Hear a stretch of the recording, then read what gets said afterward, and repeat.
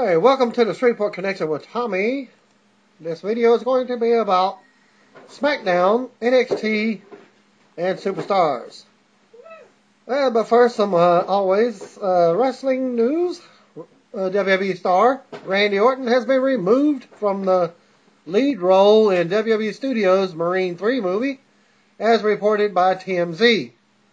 It appears WWE yielded to representatives of the Marine Corps who expressed concern bordering on the outrage that Orton was announced for the role following his dishonorable discharge in 1999 due to the reported bad conduct of absent, what do you call it, AWOL? Absent without leave. WWE spokesperson quoted by TMZ said, WWE demonstrated poor judgment in signing Randy Orton for the third installment of the film. Despite Randy's popularity, the fact that he was dishonorably discharged from the USMC made it inappropriate for him to be cast in this film. At the time of the announcement last month, when they basically chose him as the cast, the main star, the main event, the superstar, yada yada yada. And the lingering question was whether Orton's dishonorable discharge over a decade ago would become an issue. Well, according to them, the answer is yes. And it was Corporal Mike Venn, who was one of Orton's former unit members, told TMZ, quote, "I am disgusted that his face and the word Marine are being used next to each other, real or fake, because of the fact that he quit us, the country, and the Marine Corps. Randy, in the role of a Marine, is a disgrace to those that have worn and are wearing that uniform." WWE did not say who will be replacing Orton on the lead role. The movie, which was scheduled to begin filming in June in Vancouver, is slated for straight-to-DVD release anyways, likely in 2013. But some of the characters from WWE roster, mentioning possible the lead roles, Kofi Kingston and JTG. Wow, I guess somebody would have to be getting a major haircut. Okay, other news. 2010 Miss USA Rima Fakih, formerly of Tough Enough, was on hand for many of the WrestleMania week events in Miami, Florida, prompting speculation that she had signed a deal with WWE, and she said yes, she has. The beauty queen confirmed to German celebrity gossip website called promaflash.de that she was signed to a contract with the organization. I don't know how long it is and what it is. When asked if she is under contract to WWE at Thursday's WrestleMania premiere party at Sun Island, she responded, "You are the first to respond to me, but I can now tell you that I will definitely be part of WWE." Unquote. The website noted that Fakih had planned to wrestle for the WWE after competing on WWE Tough Enough last year. She says that she did not take the experience lightly. Quote, "It was really hard. I probably had to fight the most, simply because everyone thought I'm just a beauty queen." Unquote. She said personally. And that's all that was said about that. NOLA.com reported that 24-year-old Stephen A. Arsenault III from Destrehan, Louisiana, died while watching WrestleMania 28. As the website NOLA.com says, according to St. Charles Parish Sheriff Greg Champagne, Arsenault had gathered with friends at a home on Murray Hill Drive to watch the pay-per-view event, WrestleMania 28, on television when he and a 14-year-old cousin began to wrestle on an inflated mattress on the floor. The juvenile, who was 5 foot tall, 5 foot 6 inches tall, and weighing only 110 pounds, placed his arm around the neck of Arsenault, who was only 5'10" tall and weighed 220 pounds in a move commonly known as the rear naked choke, and held it for 30 to 40 seconds. When witnesses reported that Arsenault said that he would not give up or tap out, but at some point someone noticed that Arsenault was turning blue and told the youngster to release the hold. When he did, witnesses realized that Arsenault had stopped breathing, and they dialed 911 at that point. Shortly after 10 p.m., after the pay-per-view was over, Arsenault's girlfriend tried to revive him with CPR. He was transported to St. Charles Parish Hospital, where he was pronounced dead. Champagne said the investigation is continuing. No arrests have been made to this point. And being that she is only like the diva-sized girl, don't think she had enough body power to actually get the actual CPR to actually work on him to get his heart back pumping. Okay, TMZ reports that former WWE superstar and Tough Enough winner Maven Huffman was arrested on Monday. According to the report, Huffman was arrested for apparently doing doctor shopping to obtain painkillers. Huffman allegedly visited several doctors and pharmacies in a 2-week period and secured multiple prescriptions for oxycodone and hydrocodone. He was released on a $2,000 bond and can face up to 5 years in prison if convicted. For your info, in Florida, it is a crime to go from doctor to doctor to obtain multiple prescriptions for a controlled substance without telling the doctors about it. It's like, okay, you go to your doctor at one place, and you say that your back hurting, and he gives you the oxycodone. Well, you go to the next doctor in 2 days, ask for the same thing, and yada, yada, yada, and you don't tell each one, well, you're likely going to be found out. FCW star Dean Ambrose, real name John Moxley, defeated Ezekiel Jackson in a dark match prior to the SmackDown taping in Orlando, Florida. Ambrose is working as a heel character. One half of WWE Tag Team Champions Epico posted the following rants on his Twitter yesterday. And it sounds like he was unhappy about being left off the WrestleMania 28 pay-per-view. He's quoted by saying, "Can you believe this? At La Rosa Mendez, every single WWE title was on the WrestleMania pay-per-view, but the WWE Tag Champs get the pre-show?" Unquote. And he's quoted with another one, "I thought this was WrestleMania." No, Concert Mania. Who did Flo Rida and MGK beat? I guess they beat the Tag Champs.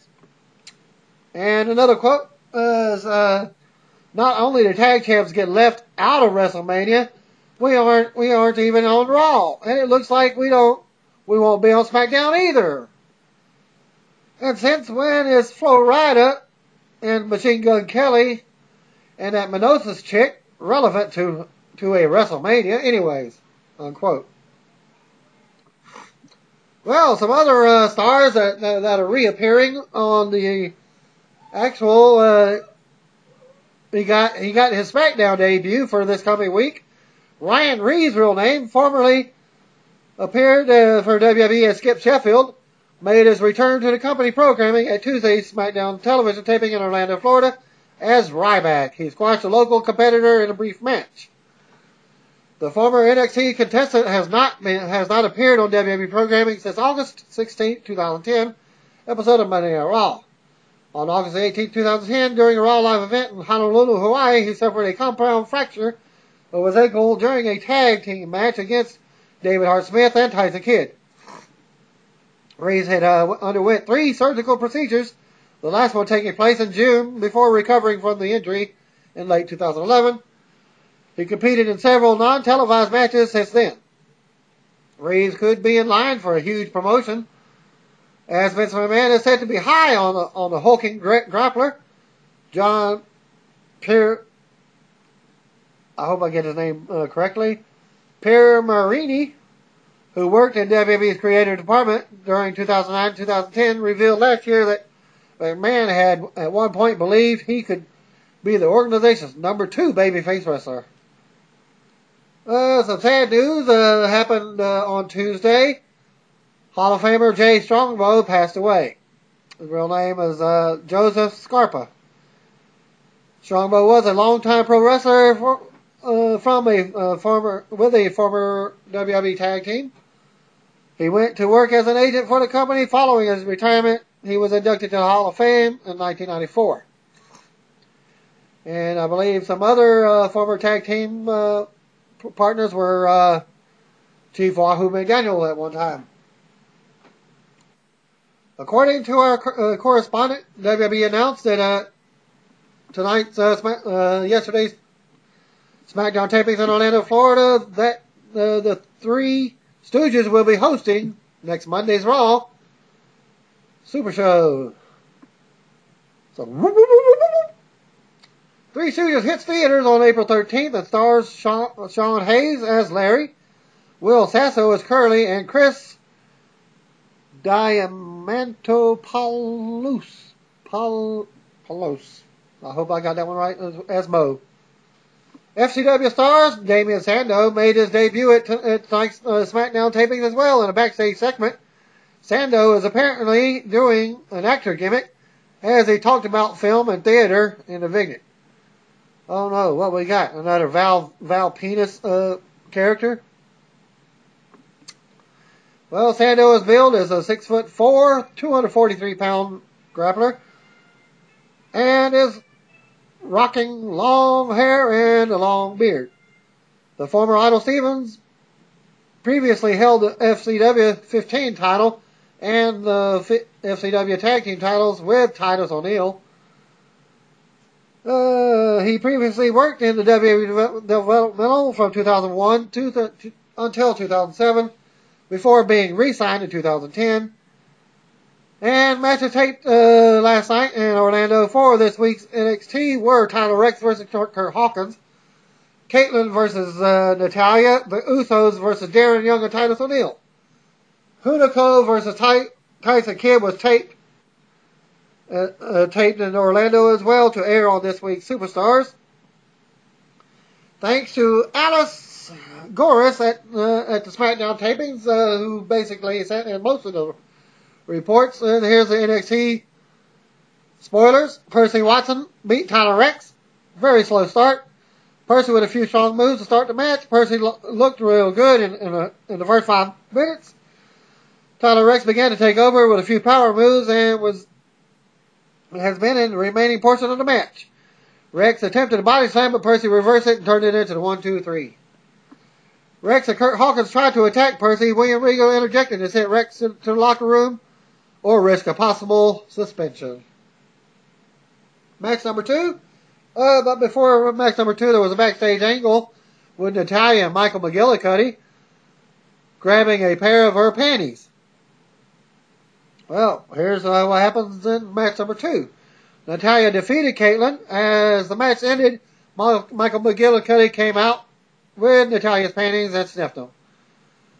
Tyson Kidd kicked McGillicuddy in the midsection and walked off. And for those that don't know, those two were boyfriend and girlfriend at one time. Could possibly still be. Match number 3, an Uso brother defeated Titus O'Neil and Darren Young. Okay, and that was the end of NXT.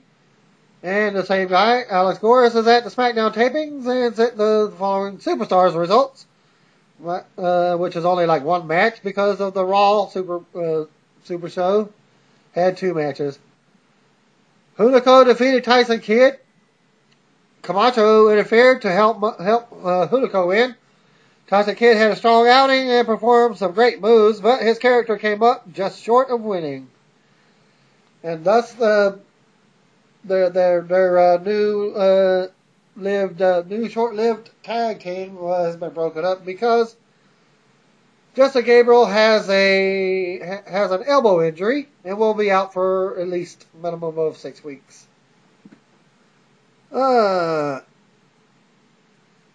Okay, and now for SmackDown tapings. Precise 1. Yeah, well, it's spelled differently. That's a Pressyce and 1. That's probably a Japanese guy. His last name is 1. Yeah, 1. Yeah, number 1, but it's spelled W-U-N. Well, he attended the SmackDown tapings and sent in the following report. John Laurinaitis brought out Teddy Long to offer him a job. He said, "You can take your job and shove it." Johnny then mentioned Teddy's grandkids need it for college. The crowd booed him badly. Johnny offered the job only on one condition, to say Johnny is better than him. Teddy gave in eventually and told Johnny, "You're better than me." Then he sent Teddy to the back to start his undisclosed job. Laurinaitis then announced a handicap match that followed, which was next. Mark Henry and David Otunga defeated R-Truth. Truth beat up Otunga with an array of moves. Henry came in and Otunga screamed to let him pin Truth. Okay. Now, match number 2, Randy Orton defeated Kane in a no disqualification match. Orton DDT'd Kane on a chair. Kane attempted to chokeslam on the chair. Orton RKO'd him on it instead and got the win. Then they showed a National Guard moment and everyone screamed USA, USA, USA. Match number 3 was Ryback beating a jobber named Barry Stevens. 3 moves and it was over. I don't know what the moves were. Okay, then they had a Daniel Bryan interview. The crowd screamed, yeah, yeah, yeah. Bryan broke it up by yelling at AJ about the kiss from WrestleMania 28. Match number 4, Big Show beat Heath Slater, Cody Rhodes. Let's see, Big Show beat Heath Slater, Cody Rhodes was on commentary. The segment started with Cody Rhodes' embarrassing moment. Show won with a punch, a spear, and a chokeslam. Cody got up and tried to get in the ring, but Show ran him off. Show did the WMD of Slater. Cody tried to run in, but ran back to the locker room. Then they showed a video recapping the CM Punk and Chris Jericho segment from Raw. Match number 5, Nikki Bella beat Beth Phoenix in a non-title match. Kelly interfered and Nikki got the win. So, do we have face changes for the Bella twins?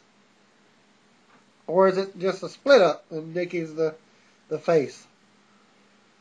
And then there was a John Cena flashback from WrestleMania and then a recap from Brock Lesnar return from Raw.